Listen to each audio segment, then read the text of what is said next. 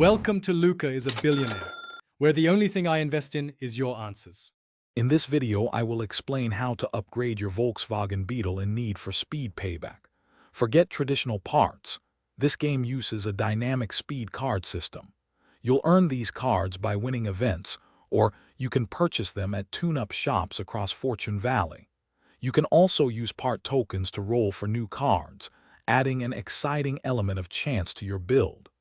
This system allows for deep customization, letting you truly make your Beetle your own. Performance upgrades revolve around 6 distinct speed card categories: head, block, ECU, turbo, exhaust, and transmission.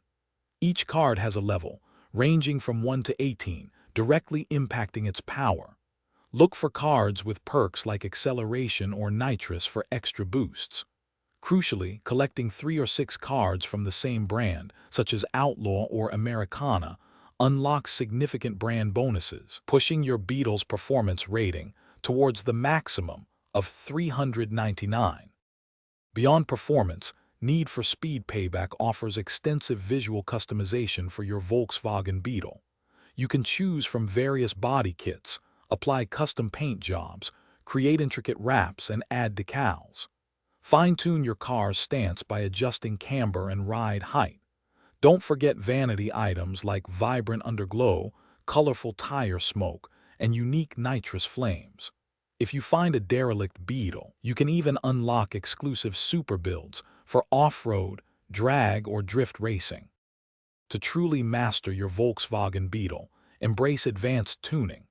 The game features live tuning, allowing you to adjust handling settings, like steering sensitivity or downforce, in real time, even during a drift.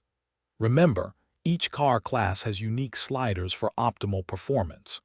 Strategically combine speed cards with complementary perks and brand bonuses to create a build perfectly suited for drag, drift, or off-road events. Constant refinement is key to becoming unstoppable.